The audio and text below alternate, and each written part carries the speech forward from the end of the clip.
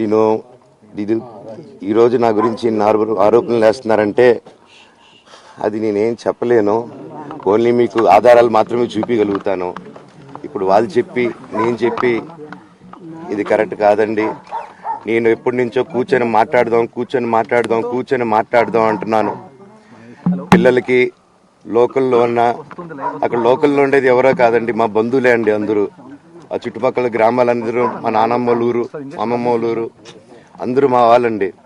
వాళ్ళ పిల్లలు, మనవాళ్ళు, వాళ్ళ బంధువులు. సో వాళ్ళకి అన్యాయం, వాళ్ళు నాకు వాళ్ళ అర్జీలు పెట్టుకున్నారు, వాళ్ళ లెటర్లు పంపించారు, వాళ్ళన్నీ చేశారు. నేను వాళ్ళకి సపోర్ట్గా మద్దతుగా నిలబడి ఏమైంది నేను అడిగేసరికి వినయ్ అతనికి ఫోన్ చేశాను, మెసేజ్లు పెట్టాను.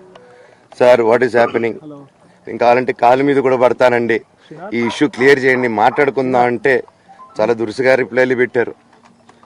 నేను ప్రతిదీ ఈరోజు సాయంత్రం 5:30కి ప్రెస్ మీట్ పెట్టి ఇన్నాళ్ళు ఆగానండి, ఇంకా ఆగలేను.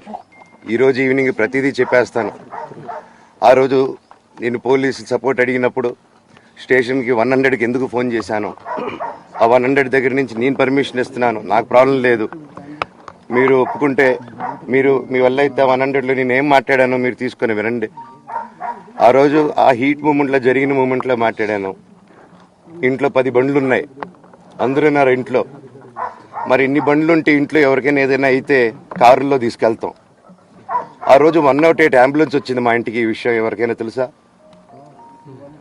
పోలీసులు కూడా తెలుసు, అది ఎస్ఐ గారికి తెలుసు.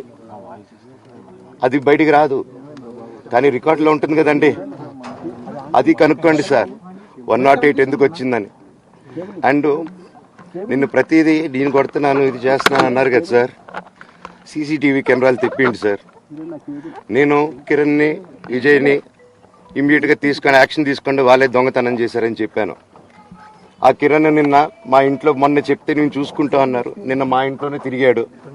మా ఇంట్లోనే తిరిగి మా నానీస్ని బెదిరించి ఒక అమ్మాయి పారిపోయేలాగా చేశారు. నిన్న నా కూతురు బట్టలు ప్యాక్ చేసేదానికి ఇట్లా ప్రయత్నించాడు అతను. అప్పుడు నేను కంగారుగా అప్పుడు డీజీ ఆఫీసులకి వెళ్ళి, భయం వేస్తుందండి పిల్లల జోలికి వెళ్తే, ఎవరికి ఇది. నేను అందుకే నాకు మా నాన్న దేవుడండి. ఈ రోజైతే ఏదైతే చూస్తున్నారో మా నాన్నని, ఇది మా నాన్న కాదండి.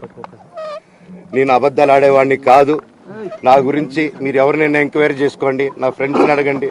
నాకు చిన్నప్పటి నుంచి ఉన్న స్నేహితులు ఒక్కొక్కరు వేరే వృత్తిలో ఉన్నారు, వాళ్ళు సొంతంగా కాళ్ళ మీద కష్టపడిన వాళ్ళే అండి. అండ్ నేను కూడా నా సొంతంగానే వచ్చాను, కానీ ఏ రోజు ఇది చేయండి అది చేయండి అని అడిగింది లేదు. అండ్ ప్రతిదీ నేను సాయంత్రం వచ్చి మీకు ఎక్స్ప్లెయిన్ చేస్తాను. దయచేసి కోఆపరేట్ చేయండి. థ్యాంక్ యూ మీరు అందరూ ఉన్నందుకు. విజయ్ అనే వ్యక్తి నిన్న అంత చెప్పిన తర్వాత కూడా మా ఇంట్లోనే నన్ను కొట్టేటప్పుడు అతని కారు నింది వెనకాల నుంచి అలాగే వెళ్ళిపోయారు అందరు ఉండంగానే. మీరు అతని కారు నంబరు, అతని సిగ్నల్ని దయచేసి ట్రాక్ చేయండి. అన్ని కంప్లైంట్లు పెట్టిన తర్వాత కూడా మా ఇంట్లో ఎందుకున్నాడు ఆ దొంగ, మీరు దయచేసి ఇది ఇమీడియట్ గా చేసుకోండి. నేను సాయంత్రం లోపల ఒకసారి మీరు అన్నారు ఇందాక మా నాన్న దేవుడు అని చెప్పి, చెప్తాను సార్. మా నాన్న మీ షోల్డర్ మీద గన్ను పెట్టి కాలుస్తున్నారండి, క్లియర్ గా కాలుస్తున్నారు.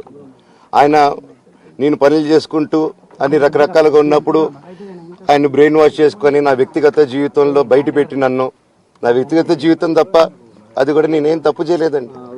నేను ప్రేమించిన అమ్మాయిని పెళ్లి చేసుకున్నాను, ఆ అమ్మాయి కోసం పోరాడాను. దాంట్లో తప్పేంటంటే నాకు అర్థం కావట్లేదు. అండ్ ఈరోజు వచ్చి 10 మందికి నిలబడినప్పుడు నేను చెడ్డోడిని అయిపోయాను. ఎక్కడ సైన్ పెట్టమంటే పెట్టాను, రమ్మంటే వచ్చాను, పొమ్మంటే పోయాను. ఎన్ని సినిమాలు చేయమంటే అన్ని సినిమాలు చేశాను. అన్న కంపెనీల్లో పనిచేశాను, సాంగ్లు చేశాను, వాళ్ళకి రికార్డింగ్లు చేశాను, ఫైట్ డైరెక్షన్లు చేశాను. ఎంతో గొడ్డులాగా కష్టపడాను, మనసు పూర్తిగా సంతోషంగా చేశాను. నాకు ₹1 అడిగింది లేదు, ఆశించలేదు. నేను దానికోసం నాకు కావాలి, నేను పనిచేసిన దానికి కూడా నేను అడగట్లేదు. ఒకటే అడుగుతున్నాను, మీకు నిజం తెలియాలి. అందుకోసమే ఏంట్రా వీడు అన్ని బయట పెడుతున్నాడు అనుకోవచ్చు, కానీ ఈరోజు నాకు భార్య పిల్లలు ఉన్నారండి.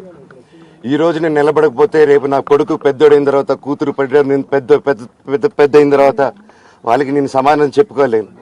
నేను దొంగతనం చేసి వేరే వాళ్ళ కడుపులు కొట్టి నా పిల్లల మొహం నేను చూడలేను, ఆ కూడు నా పిల్లలకి పెట్టలేను. మా నాన్న నన్ను అలా పెంచలేదు, మా అమ్మ నన్ను అలా పెంచలేదు. మధ్యలో మా అమ్మ నలిగిపోతుంది. మా అమ్మని హాస్పిటల్లో అడ్మిట్ అయ్యారని చెప్పి నేను అబద్ధాలు ఆడారు. హాస్పిటల్కి వెళ్ళి చెక్ చేయించుకుంది అమ్మ. నువ్వు వెళ్ళిపో ఇంట్లో నుంచి, నువ్వు వెళ్ళిపోతే వీడిని చూసుకుంటావు మేమంటే, మేము మంచిగా మాట్లాడి పంపిస్తాం అంటే నమ్మి ఆవిడ 3 రోజుల నుంచి దడదడగా ఉంటే వెళ్ళమ్మ అంటే ఏజీకి వెళ్ళడం వాస్తవం చూపించుకొని ఇమీడియట్గా మా అన్నింటికి వెళ్ళిపోయి అన్నింట్లో పడుకున్నారు. మీకు ప్రతిదీ తెలుస్తుంది. ఈ రోజుల్లో ఏది దాచలేరు.